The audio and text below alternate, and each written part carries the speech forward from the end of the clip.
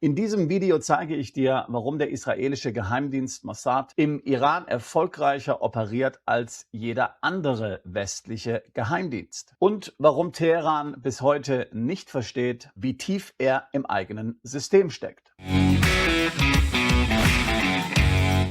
Ich möchte diesem Video noch eine kurze Klarstellung voranschieben. Natürlich ist das, was wir jetzt im Iran sehen, ein illegaler Angriffskrieg, der gegen das Völkerrecht verstößt. Er verstößt nicht nur gegen das Völkerrecht, er verstößt auch gegen amerikanisches Recht. Laut amerikanischem Recht hat allein das amerikanische Parlament, der Kongress, das Recht, über Krieg und Frieden zu entscheiden, wenn es sich nicht um einen Notfall handelt. Und bei dem Angriff von Israel und den USA auf den Iran handelt es sich mit Sicherheit nicht um einen Notfall. Denn man hat ja angeblich schon vor einem Jahr sämtliche Möglichkeiten des Iran, Atomwaffen herzustellen, zerstört. Also das Eingreifen Israels und der USA hier höchst problematisch, vor allen Dingen vor dem Hintergrund, dass ja fast alle Regimewechselaktionen der letzten Jahrzehnte kläglich gescheitert sind, entsetzlich viele Menschenleben gefordert haben und ganz horrende Kosten zum Beispiel auch für die USA verursacht haben und entscheidend auch zur starken Verschuldung der USA beigetragen haben. Man nehme nur Beispiele wie zum Beispiel den Irakkrieg, Afghanistan, Libyen, wie Ägypten, wie Syrien. Also Regimewechsel endet fast immer in einer Katastrophe und funktioniert in der Regel nicht, destabilisiert die Region und hat Konsequenzen, die man nicht absehen kann, die aber für alle Beteiligten vielfach fatal sind. Auch wenn die Exil-Iraner jubeln,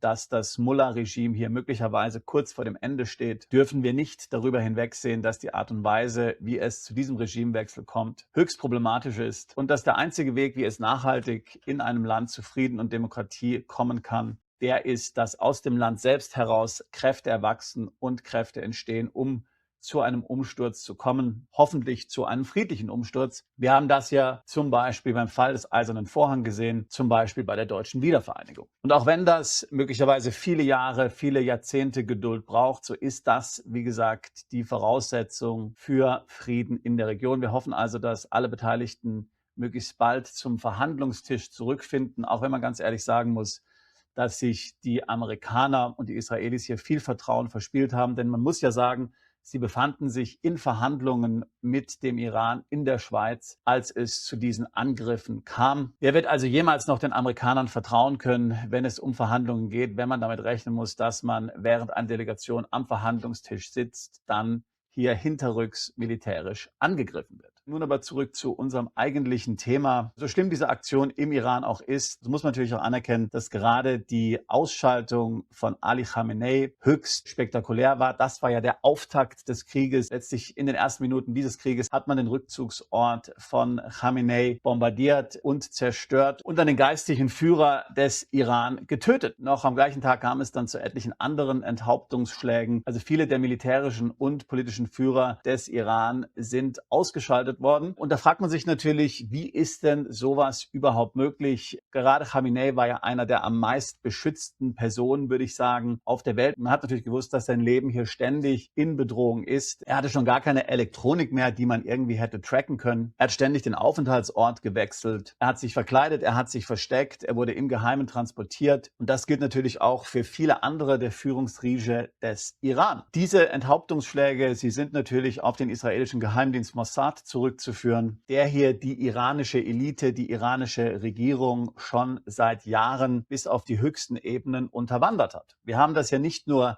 in dieser Auseinandersetzung gesehen, auch schon letztes Jahr beim sogenannten 12-Tage-Krieg wurde ja relativ schnell klar, dass es im Iran selbst Kräfte gibt, dass es dort selbst Spione gibt, Agenten gibt, die für Mossad arbeiten, die zum Beispiel dann auch von iranischem Boden Drohnen haben aufsteigen lassen. Wie ist es möglich, dass so ein kleines Land wie Israel, auch wenn es natürlich die militärische Unterstützung der USA hat, wie ist es möglich, dass sie die Eliten in einem Land wie Iran so komplett unterwandern können, ohne dass der Iran dort etwas dagegen machen kann. Scheinbar, so vermutet man jedenfalls. Warum ist es möglich, dass dort immer wieder solche Schläge ausgeführt werden können gegen das iranische Regime, gegen den iranischen Machtapparat? Nun, zum einen hat das natürlich was mit Technologie zu tun, mit Aufklärung. Das sind natürlich vor allen Dingen die Amerikaner sehr stark und können dann entsprechende Daten an die Israelis, an den Mossad liefern. Man hat ja zum Beispiel herausgefunden, dass Mossad in der Lage ist, sämtliche Verkehrskameras in Teheran anzuzapfen und so genau die Bewegungen von wichtigen politischen Figuren zu verfolgen. Der Iran selbst natürlich ein Überwachungsstaat. Hier wird nun das dichte Netz der eigenen Überwachungskameras sozusagen zum Verhängnis für die Machtelite im Iran, denn offensichtlich hat es Israel geschafft, sich dort in dieses System einzuklinken. Aber diese technologischen Gimmicks, will ich sie mal nennen, reichen natürlich nicht aus. Am Ende kommt es auf die Menschen an, die vor Ort im Iran sind, die vor Ort im Iran für Mossad arbeiten und hier im Auftrag der Israelis für die israelische Regierung tätig sind. Wie ist es also nun möglich, dass Israel Personen rekrutieren kann, Iraner rekrutieren kann, die offensichtlich trotz des enormen Risikos für Leib und Leben willens sind, für die Israelis im Iran zu spionieren? Mossad selbst sagt dazu, dass das iranische Regime alles dafür tut, dass es viele Freiwillige gibt, die gerne für Mossad arbeiten. Eine erstaunliche Aussage möchte man vielleicht meinen. Mossad sagte damit letztlich, dass es einfach ist, Iraner zu rekrutieren. Und da muss man sich natürlich die Frage stellen, wie beliebt ist eigentlich das Mullah-Regime? Wie viele Iraner stehen eigentlich wirklich hinter diesen islamistischen Machthabern? Wie viele Iraner wollen eigentlich wirklich überhaupt eine islamische Republik? Es gibt natürlich keine verlässlichen Zahlen, denn solche Erhebungen sind ja in einem Land wie Iran schlicht unmöglich. Es gibt verschiedene Versuche, über Social Media an solche Informationen heranzukommen, solche Umfragen zu machen, und sie sind natürlich nicht sehr verlässlich. Sie werden nicht nach empirischen Standards durchgeführt, aber bei jenen Umfragen, die durchgeführt werden, zum Beispiel über Social Media unter Iranern, kommt man regelmäßig zu dem Ergebnis, dass nur 20% der iranischen Bevölkerung tatsächlich die Mullahs unterstützen. Und das ist natürlich eine unglaublich kleine Minderheit, muss man sagen. Nur zum Vergleich, die Alliierten haben nach dem Zweiten Weltkrieg zwischen 1945 und 1947 regelmäßig Meinungsumfragen in Deutschland durchgeführt. Wir können davon ausgehen, dass diese empirisch sind, um herauszufinden, wie viele Deutsche eigentlich noch Hitler und die Nazis unterstützen. Und selbst nach dem Zweiten Weltkrieg, selbst nachdem die Nazis so viel Tod und Zerstörung über Deutschland und die Welt gebracht haben, nachdem die Nazis die Währung zerstört haben, die Deutschen komplett bestohlen haben über die stille Kriegsfinanzierung, die Sparkassen-Sparkonten der Deutschen komplett geleert haben, um den Krieg zu finanzieren,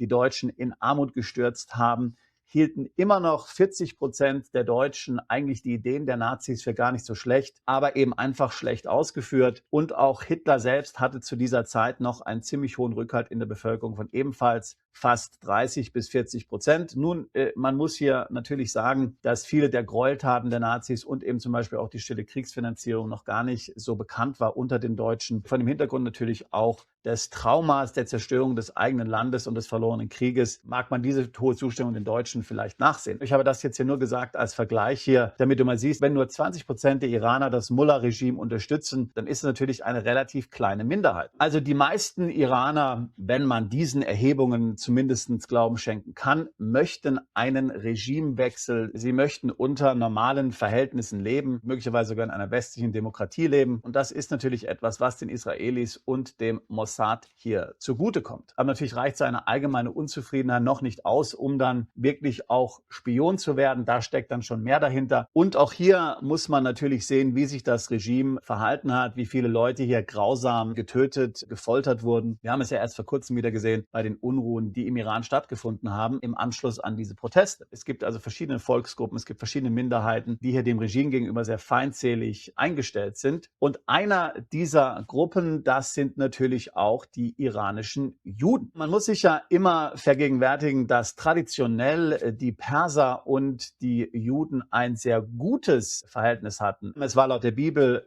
der persische König Syros, der die Israelis aus der babylonischen Gefangenschaft befreit hat. Tatsächlich hat das Volk Israel Syros dem Titel eines Messias gegeben, eines Gesalbten. Und das ist natürlich etwas Unerhörtes für einen Nichtjuden. So sehr verehrt haben sie den persischen König. Wir denken dann auch an andere biblische Gestalten, wie zum Beispiel Königin Esther, um zu verdeutlichen, wie stark eigentlich hier die Bindung und die Freundschaft zwischen Persien und Israel historisch für Tausende von Jahren tatsächlich gewesen ist. Nach der Machtergreifung durch die Mullahs nach der iranischen Revolution hat sich das dann schlagartig geändert. Es gab in der iranischen Gesellschaft etliche wohlhabende intellektuelle Juden, die dort wichtige Funktionen innehatten. Viele von ihnen wurden dann durch die Mullahs getötet. Ursprünglich lebten zu dieser Zeit ungefähr 100.000 Juden im Iran. Die meisten von ihnen mussten dann fliehen, weil die Mullahs natürlich wie auch die Nazis eine weitere Parallele diesen irrationalen Judenhass hatten. Also haben wir eine sehr große Diaspora von iranischen Juden. Und wie gesagt, das sind ja keine Israelis, das sind ja Perser, das sind Iraner. Die haben persische Namen, die sprechen Farsi, die sehen aus wie Perser, das sind Perser. Und diese Juden, diese iranischen Juden, haben natürlich einen unglaublichen Hass gegen dieses Mullah-Regime, wollen sich vielleicht auch rächen für das, was die Mullahs ihnen angetan haben. Und das ist natürlich sehr fruchtbarer Boden, wenn Mossad dann entsprechend rekrutieren will. Jetzt kannst du dir das mal vorstellen. Du hast einen Perser und der geht dann zurück in den Iran und wird dort Spion. Der ist ja für das Mullah-Regime nicht zu identifizieren. Der sieht ja nicht anders aus. Der läuft ja nicht wie ein orthodoxer Jude dort im Iran herum. Vielleicht ist er gar kein praktizierender Jude, sondern einfach nur jemand, der sich als Israeli oder mit den Israelis verbunden identifiziert. Der ist Perser, also solche Personen sind natürlich durch das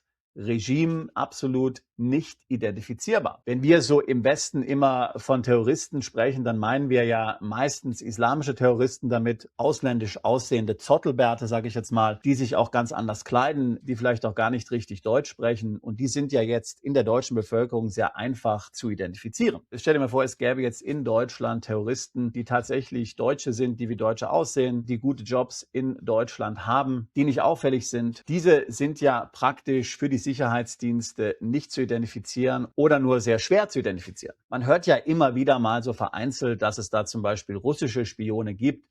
Die gab es auch in den USA. Die gab es auch in Deutschland, auch unter Politikern, auch in den Eliten. Also Herr Marsalek zum Beispiel von der Wirecard Bank war ja einer, aber eben, das ist eine Person. Ihr stellt euch mal vor, das sind Hunderte, das sind Tausende, die in Deutschland als Deutsche leben, die dort die deutsche Regierung unterwandern und für einen fremden Staat, den Deutschland als Feind identifiziert hat, spionieren, sabotieren und möglicherweise Attentate planen. Also wenn du das mal aus der Optik der Sicherheitsbehörden des Iran siehst, dann ist das ja praktisch eine unlösbare Aufgabe, weil dann wird ja jeder eigentlich zum Verdächtigen. Und das ist ja etwas, was wir scheinbar dort auch im Iran haben, was zu einem blutigen Niederschlagen solcher Demonstrationen führt, wie wir es ja vor kurzem im Iran wieder gesehen haben. Jetzt stell dir vor, im Fall des Iran, dass ja eben diese persischen Juden nur eine der Minderheiten sind, die das Mullah-Regime vergrault hat und wo Mossad jetzt rekrutieren kann. Wie ich es vorhin angesprochen habe, geht es ja hier nicht mal um Juden, sondern selbst um Muslime, die dann ebenfalls für Mossad im Iran als Spione arbeiten. Also man kann fast sagen, es ist ein unlösbares Problem für dieses Regime, was dann natürlich dazu führt, dass solche Operationen wie die wir jetzt gesehen haben, im Iran erst möglich werden. In diesem Sinne, wenn du dich ebenfalls mit deiner Auswanderung mit einem Plan B beschäftigst, dann ist es natürlich wichtig, dass du die Hintergründe kennst. Dann ist wichtig, dass du weißt, was in der Region politisch vorgeht, welche Risiken es gibt, in die du auswanderst oder wo du einen Plan B etablieren möchtest. Die geopolitischen Risiken sind dort natürlich ein ganz entscheidender Punkt. Bei unserem Seminar das Schweizer Taschenmesser für deinen Plan B, das wir regelmäßig in Zürich abhalten, ist deswegen immer auch ein Militärexperte mit dabei, nämlich unser sehr verehrter Herr General Ward aus der Diensten Erich Ward, lange Zeit Sicherheitsberater von Kanzlerin Angela Merkel. Er hat dieses Szenario, was wir jetzt gerade im Mittleren Osten sehen, bei unserem letzten Seminar bereits vorhergesagt. Er hat gesagt, man muss sich dessen bewusst sein, bevor man zum Beispiel in Dubai investiert, dass es dort dieses latente Risiko gibt, dass möglicherweise amerikanische Militärbasen in den Vereinigten Arabischen Emiraten und in anderen Ländern der Region angegriffen werden.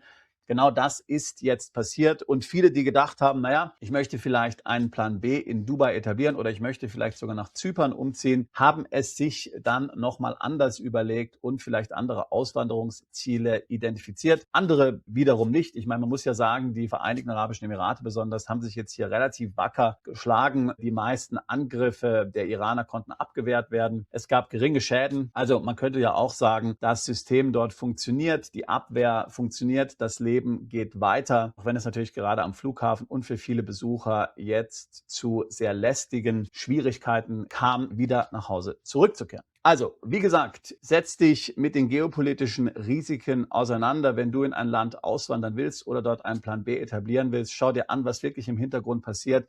Analysiere das so auf die gleiche Art und Weise, wie wir das jetzt in diesem Video gemacht haben. Wir beraten dich natürlich gerne. Link zu unseren Seminaren und auch wenn du ein Beratungsgespräch führen willst, wenn auch du sagst, naja, Dubai und Zypern, das kommt jetzt nicht mehr für mich in Frage. Ich will jetzt eigentlich lieber woanders hin, so wie es viele übrigens gemacht haben in den letzten Tagen, dann kontaktiere uns, komm zu einem unserer Seminare, buche ein Beratungsgespräch. Wir unterstützen dich gerne. Ich habe Deutschland vor 25 Jahren verlassen. Wir helfen Mandanten seit 20 Jahren dabei, einen Plan B zu etablieren, auszuwandern, sich optimal im Ausland steuerlich aufzustellen, Unternehmen zu gründen, Vermögen zu schützen, Bankkonten zu eröffnen, zweite Staatsbürgerschaften zu erlangen und ich würde mich freuen, auch dich alsbald zu unserer Mandantschaft zählen zu können. Bist du Unternehmer, Freiberufler oder Investor? Zieht es dich schon lange ins Ausland? Mach heute den ersten konkreten Schritt in eine Zukunft mit mehr Geld und mehr Freiheit. Buche ein Beratungsgespräch mit Sebastian und seinen Kollegen. Unsere Kanzlei unterstützt Mandanten wie dich dabei, deine Steuerlast legal zu reduzieren, Vermögen aufzubauen und zu schützen und deine persönliche Freiheit zu maximieren. Profitiere jetzt von unserem Fachwissen und unserem Netzwerk. Gehe zu mandatierung.com und werde Mandant unserer Kanzlei.